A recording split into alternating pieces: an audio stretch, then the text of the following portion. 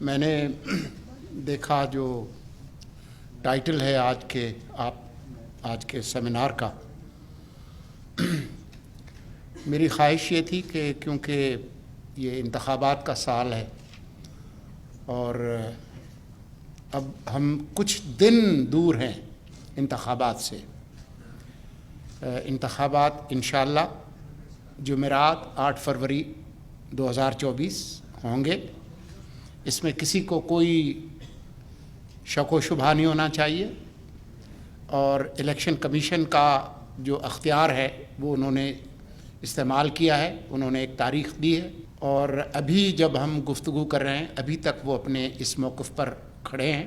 واحد آئینی ادارہ الیکشن کمیشن آف پاکستان ہے، جس نے شیڈیول بھی دینا ہے، تاریخ بھی دینی ہے. اس میں اگر کسی قسم کی کوئی تبدیلی کرنی ہے، کسی اور ادارے کے پاس یہ اختیار نہیں ہے.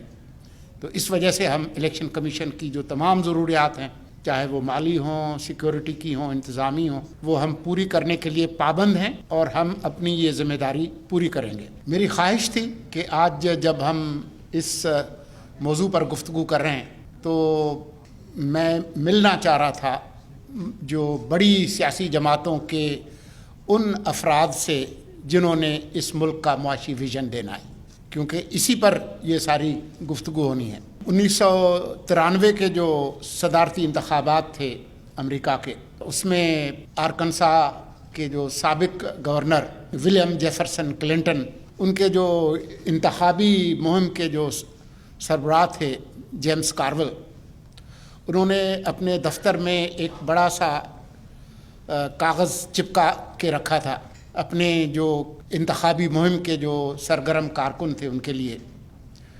تو وہاں پر وہ لکھا تھا اٹس دا اکانومی اسٹوپڈ. یہ ساری جو جنگ ہے وہ معیشت کی ہے اور اقتصادیات کی ہے. سیاست جو کہ ہمارا قومی مشغلہ بن گیا ہے آج کل، کیونکہ تفریح کے باقی ذرائع جو ہے وہ شاید اپنا کردار ادا نہیں کر پا رہے، لیکن سیاست بھی معیشت اور معاشی مفادات کا مرتکز اظہار ہے. It's a concentrated reflection of economics and the economic relations. تو آج پاکستان جہاں کھڑا ہے، ابھی میں یہاں آنے سے چند منٹ پہلے میری گفتگو ہو رہی تھی ایک نوجوان صحافی سے جن کا نام شہباز رانا ہے.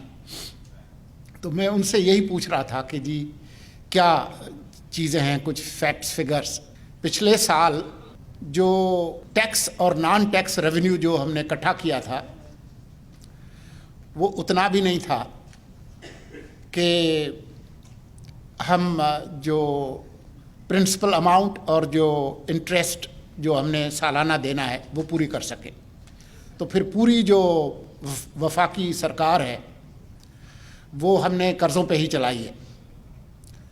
تو ہم اپنی تمام جو ضروریات ہیں وہ اگر قرضوں پہ ہی کریں گے اور ان کو لینے کے لیے مزید قرضے لیں گے تو ہم اپنے ملک کی جو معاشی بنیادیں ہیں اس کو کھوکھلا کر رہے ہیں. تو ضرورت اس بات کی ہے کہ ہماری جو سیاسی جماعتیں ہیں وہ اس گڑھے سے نکلنے کا کوئی ویژن دیں. منشور تو مینیفیسٹوز جو ہیں وہ تو آ جاتے ہیں، شاید 3-4 جماعتوں کے آ بھی گئے ہیں، لیکن وہ کتنے حقیقت پسندانہ ہیں اس پر گفتگو ہونی چاہیے. کہنے کے لیے تو بہت آسان ہے کہ جی میں 300 یونٹ بجلی جو ہے وہ فری کر دوں گا، میں جو ہے وہ تعلیم جو ہے وہ یونیورسٹی تک فری کر دوں گا، میں جو ہے وہ تنخواہیں کوئی کہے گا کہ میں ڈبل کر دوں گا، دوسرا کہتا ہے کہ میں ٹرپل کر دوں گا. Talk is cheap. تو یہ جو چیپ ٹاک ہے وہ ہمارے مسائل کا حل نہیں ہے. مطلب آپ سے بہتر کس کو معلوم ہے، ہمارے بہت اچھے دوست یہاں بیٹھے ہیں، کہ کتنے ہزار ارب روپے ہمارے ریئل اسٹیٹ میں، ریٹیل میں اور ہول سیل میں ٹیکس ایویژن ہوتی ہے. جو ایف بی آر کے جو کارنامے ہیں اور جو ٹیکس ریفارم ہے وہ اپنی جگہ ہے، جو پلفریج ہے وہ اپنی جگہ ہے، لیکن یہ بڑے سیکٹرز ہیں آپ کے اکانومی کے.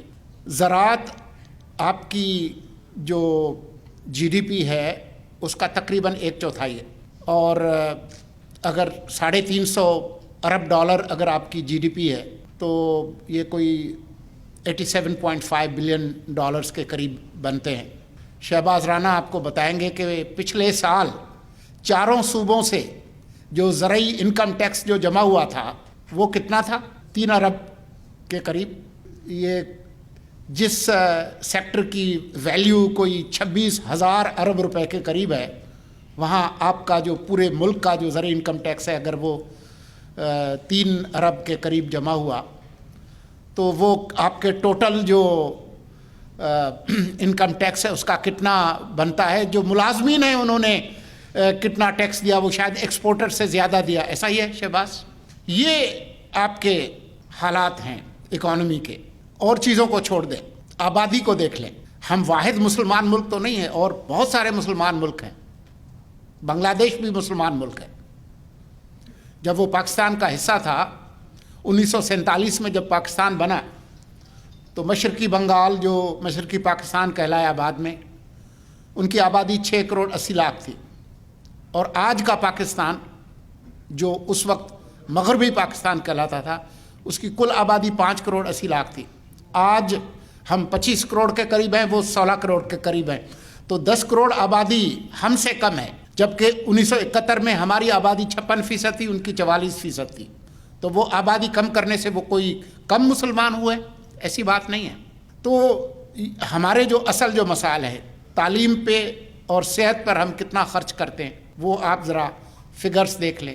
جو صنفی مساوات ہے اس میں ہم کہاں پر کھڑے ہیں، یہ آپ کے اصل ایشوز ہیں، یہ اصل معاملات ہیں. اور ساتھ ہی جو ہماری سیاسی کلچر ہے، جو سرپرستی کا جو کلچر ہے، پیٹرنیج پالیٹکس جو ہے، جو گریوی ٹرین ہے جس کے بارے میں بہت سارے آپ لوگ لکھتے ہیں کہ 1985 کے بعد تو ہمارے جو اراکین صوبائی اسمبلی اور قومی اسمبلی وہ تو صرف ایک طرح سے لوکل گورنمنٹ کے لوگ لگتے ہیں جنہوں نے نالیاں ٹھیک کرانی ہیں اور جو ہے وہ چھوٹے موٹے اس طرح کے کام کرنے ہیں. ان کا کام قانون سازی جیسا کہ ہے ہی نہیں. یہ ہیں اصل مسائل. اور اگر ہم نے اپنی جو حلقہ ہے، کانسٹیٹیوئنسی ہے، وہ اس بنیاد پہ بلڈ کرنی ہے کہ جو ہمیں ووٹ دے گا وہ جائز ناجائز ہم نے ان کو نوکریاں دلوانی ہیں، ہم نے ان کو ٹھیکے دلوانے ہیں، ہم نے کوئی کٹ کمیشن لینا ہے، تو پھر اس ملک کا مستقبل جو ہے وہ بہت زیادہ روشن نہیں ہوگا. یہ ہیں وہ تلخ مسائل جن پر ہمیں بات کرنے کی ضرورت ہے. جہاں میثاق معیشت کی بات ہوئی کہ جی ہم نے یہ 1,000 ارب روپے سے زیادہ جو اسٹیٹ اونڈ انٹرپرائزز کے جو لاسز ہیں ہر سال، کیا یہ اسی طرح سے رہے گا؟ تو سیاست ضرور کریں، سیاست پر کوئی پابندی نہیں ہے، لیکن ملک کے مستقبل پر سیاست نہیں ہونی چاہیے. کوئی اکنامک ڈائریکشن جو ہے اس پر اتفاق ہونا چاہیے کہ ملک معاشی طور پر کس طرف جائے گا اور کیسے جائے گا. باقی تو پاکستان کے آئین کے دیباچے میں لکھا ہے کہ یہ ملک اس کے منتخب لوگ چلائیں گے. یہ غیر منتخب لوگوں کے پاس کوئی اختیار نہ ہے، نہ ہونا چاہیے کہ وہ ملک کی مستقبل اور اس کی قسمت کا فیصلہ کریں. تو میں نے تو صرف یہی گزارشات کرنی تھی کہ ہم درخواست کریں اپنے مستقبل کے حکمرانوں سے اور جو قومی سیاسی جماعتیں ہیں کہ وہ کوئی حقیقت پسندانہ معاشی اصلاحات، گورننس ریفارم، اس کا کوئی ایجنڈا لائیں. جو بنیادی مسائل ہیں، چاہے پاپولیشن ایکسپلوژن ہے، چاہے تعلیم، صحت، یہ جو مسائل ہیں اس پر ایک حقیقت پسندانہ پروگرام دیں اور ایسے وعدے نہ کریں جو کہ بہت خوشنما ہوں لیکن آپ ان پہ چل نہ سکیں. مجھے پتا ہے کہ جی ایک جماعت کا میں نے منشور دیکھا تھا جس نے 2018 کے انتخابات میں یہ وعدہ کیا کہ جو ریاست کے کنٹرول میں جو ابلاغ عامہ کے ادارے ہیں، ریڈیو پاکستان اور پاکستان ٹیلی ویژن، ہم ان کو BBC کے خطوط پر لائیں گے. پھر آپ نے دیکھ لیا کہ انہوں نے BBC کے خطوط پر کیسے چلایا. اب اس کی تفصیل مجھ سے نہ ہی پوچھیں تو زیادہ بہتر ہے.